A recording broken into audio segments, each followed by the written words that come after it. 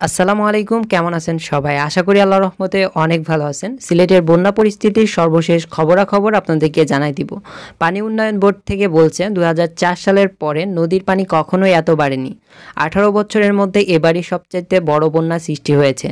আর আবহাওয়া অধিদপ্তর জানিয়েছে ২৩শে জুন পর্যন্ত সিলেটে বৃষ্টিপাত অব্যাহত থাকবে, তবে বৃষ্টির পরিমাণ কিছুটা কমতে পারে। তো এই বন্যা পরিস্থিতি কিভাবে তৈরি হলো এবং বর্তমানে সিলেটের বন্যার কি পরিস্থিতি, সর্বশেষ আপডেট আপনাদেরকে জানাই দিচ্ছি। তো সম্পূর্ণ ভিডিওটা কন্টিনিউ করতে থাকেন। আর আপনি যদি আমাদের চ্যানেলে নতুন এসে থাকেন তাহলে অবশ্যই চ্যানেলটাকে এখনই সাবস্ক্রাইব করুন, কারণ এই চ্যানেলের মধ্যে সকল প্রকার আবহাওয়ার আপডেট এবং নিউজ সবার আগে আপনাদেরকে দেওয়া হবে।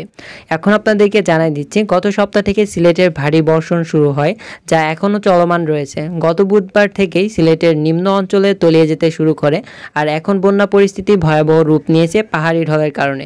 সিলেটের বন্যা পরিস্থিতি ভয়াবহ রূপ নিয়েছে, ইতিমধ্যে তলিয়ে গেছে সিলেটের প্রায় ৬০ উপজেলার বিভিন্ন অঞ্চল।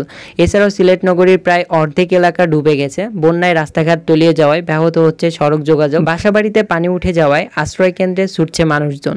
প্লাবিত হয়েছে বিভিন্ন শিক্ষা প্রতিষ্ঠান ও সরকারি প্রতিষ্ঠান। নদীর পানি উপচে সোমবার থেকেই তলিয়ে যেতে শুরু করে নগরের বিভিন্ন এলাকা। মঙ্গলবার প্লাবিত এলাকার পানি আরও বেড়েছে। নগরের উপশহর সহ তেররতন, মেন্দিবাগ, ছড়ারপাড়, শোভানীঘাট, মাসিপুর, তালতলা, কালীঘাট, কালীবাজার, শেখঘাট, লালদিঘি পাড়, জামতলা সহ বিভিন্ন এলাকা পানিতে তলিয়ে গেছে।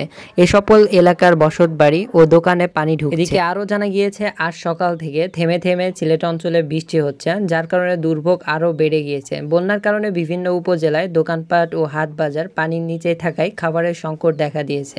সুরমা, কুশিয়ারা, শাড়ি, ধলাই সব কয়টি নদীর পানি এখন বিপদসীমানার উপর দিয়ে প্রবাহিত হচ্ছে। পানি উন্নয়ন বোর্ডের পক্ষ থেকে জানানো হচ্ছে, এরকম পরিস্থিতি আরও ২ থেকে ৩ দিন অব্যাহত থাকতে পারে। তারা আরও জানাচ্ছেন, ২০০৪ সাল থেকে শুরু করে ২০১৮ সালের মধ্যে সর্বোচ্চ পানি বৃদ্ধি পেয়েছে। ভিডিওর লাস্টে সবার উদ্দেশ্যে বলবো, যারা অধিক সামর্থ্যবান ব্যক্তি আছেন তারা সিলেট অঞ্চলের বন্যা কবলিত মানুষের সাহায্য সহযোগিতায় এগিয়ে যান।